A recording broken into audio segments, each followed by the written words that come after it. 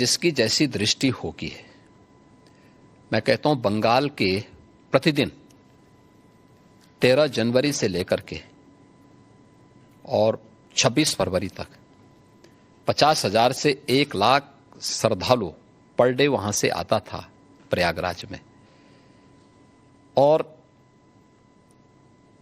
वो स्वाभाविक रूप से इस भीड़ को देख करके वेस्ट बंगाल की सरकार स्वयं घबरा गई, क्योंकि उनके रेलवे स्टेशन, उनके एयरपोर्ट पर हर कोई प्रयागराज आने के लिए उतावला था। लेकिन चाहे वह वेस्ट बंगाल की गवर्नमेंट ने, चाहे वह कांग्रेस ने, आरजेडी ने या समाजवादी पार्टी ने महाकुंभ के बारे में जो भी बात कही है वो उनके तुष्टीकरण की पराकाष्ठा का उदाहरण है, भारत की आस्था का अपमान करने का एक उदाहरण है। लेकिन महाकुंभ ने साबित किया है कि नहीं, वह मृत्युंजय महाकुंभ था, और महाकुंभ में जो भी आया अभिभूत होकर के गया। मृत्युंजय महाकुंभ। मृत्युंजय महाकुंभ। अच्छा, मैं इससे थोड़ा सा हटके फिर से उत्तर प्रदेश के एक और मेले के बारे में पूछना चाहती हूँ, जो गाजी सलार मसूद के नाम से जो मेले लगते हैं संभल और बहराइच में। अब बात चल रही है कि शायद उसको भी बंद किया जा सकता है, और आपने भी कहा था कि गाजी सलार मसूद या उनके जैसे जो हमलावर हस्तियां हैं उन्हें एक आइडल, उन्हें एक उस रूप से नहीं देखना चाहिए, नए भारत में उनके लिए जगह नहीं है। देखिए, आक्रांताओं को महिमा मंडित नहीं करना चाहिए।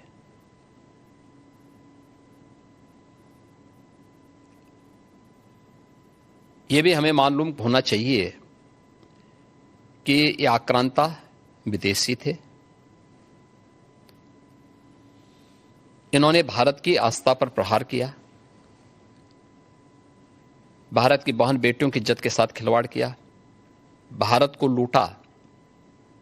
इसका महिमा मंडन आस्था का अपमान है, इनका महिमा मंडन मातृशक्ति का अपमान है। इनका महिमा मंडन करके हम देश का अपमान करते हैं, और मुझे लगता है कि यह कोई भी भारतीय स्वीकार नहीं करेगा। याद करना, यही वे आक्रांता थे जिन्होंने देश के अंदर जबरन धर्मांतरण को आगे बढ़ाया था। देश के अंदर आज भी बहुत सारे मुस्लिम परिवार ऐसे हैं जो अपने पूर्वजों की परंपरा का जो स्मरण करते हैं, और 6 पीढ़ी पहले, 8 पीढ़ी पहले बहुत सारे लोगों ने डॉक्यूमेंट तैयार रखे हुए हैं कि उनके पूर्वज कोई ना कोई हिंदू था। तो मुझे लगता है उस समय किन्हीं कारणों से उनको अगर इस्लाम स्वीकार करना पड़ा है, तो उन आक्रांताओं की क्रूरता से कोई जजिया कर नहीं दे पाया, कोई जो है अपने स्वयं के परिवार को बचाने के नाम पर, कोई अन्य उसके नाम पर। मुझे लगता है कि हम लोगों को इसको स्वीकार नहीं करना चाहिए कि आक्रांता का कहीं महिमा मंडन हो। पर कुछ तो ट्रेडिशन का मतलब क्या होता है? ट्रेडिशन के लिए आप फतेह करते थे। गाजी को तो कहीं, गाजी तो यहां उत्तर प्रदेश में कोई भी युद्ध जीता नहीं था। देखिए, सालार मसूद गाजी वही है जिसने मोहम्मद गजनवी के साथ भगवान सोमनाथ के मंदिर को लूटने और तोड़ने का काम किया था। ये विदेशी लुटेरा था, और इसको महाराज सुहेलदेव के नेतृत्व में हिंदू राजाओं ने जिस कार्य के लिए हकदार था, जिंदा खड़ा करके इसको पूरी तरह जलाया था। इस्लाम में सबसे क्रूर मौत मारी जाती है। जिसका वो हकदार था, उसने जितना अत्याचार किया था, हिंदू धर्म और संस्कृति को तोड़ करके, आस्था पर प्रहार करके, बहन बेटियों की इज्जत के साथ खिलवाड़ करके, वही व्यवहार उसके साथ उस समय हिंदू राजाओं ने किया था। तो जय जयकार तो महाराज सुहेलदेव की होनी चाहिए, और पूजा महाराज सुहेलदेव की होनी चाहिए, न कि सालार मसूद गाजी की।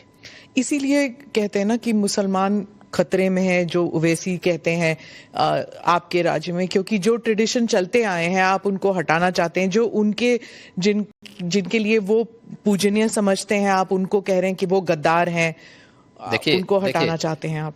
इसलिए मुसलमान इससे खतरे में नहीं है, इनकी वोट बैंक की राजनीति खतरे में है।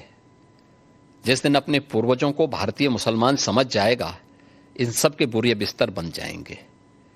इसलिए अपने बोरिया बिस्तर को दुरुस्त रखने के लिए लोग इस प्रकार की भड़काऊ बातें को कहते हैं। भारत के मुसलमानों को याद रखना होगा, वे तभी सुरक्षित है जब हिंदू सुरक्षित है, हिंदू ट्रेडिशन सुरक्षित है, उसी के साथ उनकी भी सुरक्षा निहित है। तो हिंदू कहाँ खतरे में है? हाँ, तो हिंदू कश्मीर के अंदर क्या हुआ था, अभी बांग्लादेश के अंदर क्या हुआ है, पाकिस्तान के अंदर क्या हुआ है। महाराज अब यहाँ पे जाएंगे आप, बांग्लादेश जाएंगे आप, पाकिस्तान जाएंगे, कहाँ जाएंगे? 1947 के पहले पाकिस्तान और बांग्लादेश दोनों भारत के हिस्से थे जी। इतिहास है, इस सच्चाई को आप भी जानती है, मैं भी जानता हूं, पूरा भारतीय जानता है। हम उस सच्चाई को कैसे भूल सकते हैं? क्या पाकिस्तान में हमारी हिंगलाज माता का मंदिर नहीं है क्या आप इसको भूल जाएंगे? क्या बांग्लादेश में माता ढाकेश्वरी का मंदिर नहीं है क्या? तमाम ऐसे धर्मस्थल हैं जो आज भी वहां पड़े हुए हैं। हिंदुओं के साथ किस प्रकार का व्यवहार हो रहा है? इसीलिए तो सीए कानून लाई बीजेपी की सरकार, जो हिंदू यहां आना चाहते हैं। हम हिंदुओं के आने देने की बात नहीं कर रहे हैं, जो आ चुके हैं। आखिर इन लोगों ने जो यहां पर इस्लाम खतरे में बात कर रहे हैं, उन हिंदुओं का भी इन्होंने यहां विरोध किया था। आप अनुमान करिए कि भारत में ही वो हिंदुओं का विरोध कर रहे हैं, तो पाकिस्तान और बांग्लादेश के अंदर क्या हाल हो रहे होंगे, उनके हालात क्या होंगे। इनकी मानसिकता का अंदाजा इसी से लगाया जा सकता है कि हिंदुओं के प्रति इनके दुराग्रह कितने खतरनाक हैं और कितने छोटे स्तर के हैं।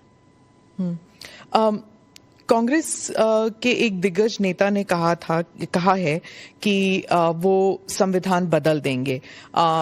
इसी बात को लेके 2024 में बीजेपी के ऊपर ये प्रहार किया गया था और आपकी पार्टी के नंबर कम आए थे, क्योंकि ये प्रचार या दुष्प्रचार जो भी कहना चाहें आप, ये कहा गया था। और अभी डीके शिव कुमार ने संविधान के बारे में कुछ कमेंट्स पास किए हैं, आपका उस पर क्या कहना है? देखिए, कर्नाटक सरकार के द्वारा धर्म के आधार पर आरक्षण, यह बाबा साहब भीमराव अंबेडकर के द्वारा दिए गए संविधान का अपमान है। याद करना, जब संविधान सभा में आरक्षण की बात हुई तो उसमें धर्म के आधार पर आरक्षण का मुद्दा भी उठा था और बाबा साहब भीमराव अंबेडकर ने इसका पुरजोर विरोध किया था। उन्होंने कहा था कि आरक्षण सामाजिक रूप से उन लोगों को दिए जाने चाहिए जिनके साथ अस्पृश्यता और छुआछूत सैकड़ों वर्षों से होती आई है। अनुसूचित जाति जनजाति के लोगों को उसके साथ जोड़ा गया था और इसीलिए भारत के संविधान ने विशेष प्रावधान करके उनके लिए आरक्षण की व्यवस्था दी। धर्म के आधार पर आरक्षण का विरोध भारत के संविधान सभा के हर एक सदस्य ने किया था और सबने इस बात को कहा था, क्योंकि उसी समय देश 1947 में देश का विभाजन धर्म के आधार पर हुआ था और उसका विरोध और उसकी साया आने वाले समय में भारत पर न पड़ने पाए। लेकिन ये कांग्रेस 1952 से लगातार बाबा साहब भीमराव अंबेडकर के द्वारा बनाए गए संविधान के साथ इसी प्रकार से छेड़छाड़ करती रही, लगातार कर रही। कश्मीर में धारा 370 समाप्त करने का पाप, जो उस समय जबरदस्ती संविधान में डालने का पाप इन्होंने किया था। हम आभारी हैं मोदी जी के, जिन्होंने इस पाप को पूरी तरह समाप्त करके आज इस कलंक को मिटाया है। आज कश्मीर में धारा 370 समाप्त होती है। आज वहां पर फिर से लोकतंत्र बहाली की प्रक्रिया के साथ जुड़ा और विकास की प्रक्रिया के साथ जम्मू कश्मीर जुड़ा है। पंचायत चुनाव से लेकर विधानसभा के चुनाव हो गए। ठीक है, सरकार जिसकी भी बनी, लेकिन जनता को अपने आप को वहां पे उस प्रक्रिया का हिस्सा बनने का अवसर मिला ना। लेकिन कांग्रेस ने तो इससे वंचित रखा था जम्मू कश्मीर को। कुछ परिवारों को लूट की छूट दे रखी थी। भारत के खिलाफ आतंकवाद के गढ़ के रूप में उसको प्रस्तुत किया करने का प्रयास हुआ था। लेकिन आज जम्मू कश्मीर मुख्य धारा के साथ जुड़ करके विकास की प्रक्रिया के साथ जुड़ रहा है। ऐसे समय समय पर इन्होंने किया। याद करिए, ये महिला सशक्तिकरण की बात करते थे, लेकिन 3 तलाक का भी समर्थन करते थे। मोदी जी ने इन 3 तलाक की कुप्रथा को भी समाप्त किया। और महिला सशक्तिकरण का सबसे बड़ा उदाहरण है कि 3 तलाक के नाम पर जब मर्जी आए तब कोई जो है किसी महिला के जीवन के साथ खिलवाड़ करे, ये नहीं हो सकता है। आज वो एक मजबूत सुरक्षा कवच मिला है। तो ये चीजें देने का काम वो किया था। तो कांग्रेस को जब भी अवसर मिला है, डीके शिव कुमार वही बोल रहे हैं जो विरासत में कांग्रेस ने उनको दिया है, जो कांग्रेस का एजेंडा है। ये संविधान की प्रति लेकर के घूमते हैं, लेकिन इनको सच्चाई, अपने कृत्यों की सच्चाई के बारे में इनकी बताया जाना चाहिए कि इन्होंने कब कब बाबा साहब भीमराव अंबेडकर का अपमान किया और भारत के संविधान में कितने संशोधन करके इन्होंने संविधान की आत्मा को 1976 में क्या नहीं किया था इन्होंने संविधान के साथ में गला घोंटने का काम किया था। तो ये कांग्रेस तो हमेशा करती रही। और आगे जो भी बोल रहे हैं डीके शिव कुमार, ये वही बोल रहे हैं जो कांग्रेस की विरासत से उन्हें प्राप्त हुआ है। आपने कॉन्स्टिट्यूशन की बात कही। हाल ही में एक्चुअली कल ही हुआ था कि एक कॉमेडियन जो है महाराष्ट्र में, उन्होंने संविधान को दिखाया और कहा इस संविधान से मुझे अभिव्यक्ति की आजादी मिलती है, मैं कुछ भी कह सकता हूं। अभिव्यक्ति की आजादी कानून के दायरे में, संवैधानिक मूल्यों के दायरे में होना चाहिए और उसी दायरे में अभिव्यक्ति की स्वतंत्रता है। आपके अभिव्यक्ति की स्वतंत्रता किसी दूसरे पर व्यक्तिगत प्रहार करने के लिए नहीं हो सकती है।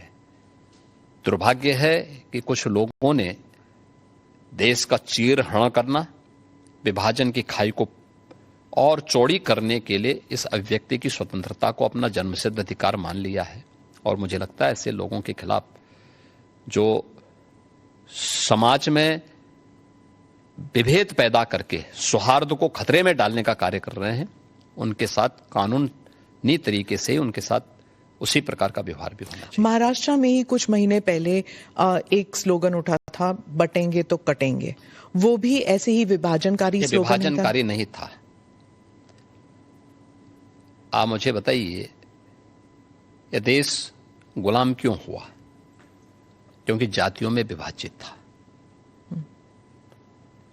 अगर उनको जोड़ने की बात की जा रही है कि वे बंटो मत, अच्छे के बारे में सोचो, विकास के बारे में सोचो, विरासत के बारे में सोचो। ये उछला नहीं था। ये यूपी से मैंने ही कहा था कि बटेंगे तो कटेंगे, एक रहेंगे तो सेफ रहेंगे। तो ये बात यहां से हमने कही थी और मुझे लगता है कि चीजें आगे बढ़ी, लेकिन इसमें बुराई आगे बढ़ी। इलेक्शन जीत गए आप। नहीं, इलेक्शन हम उससे कारण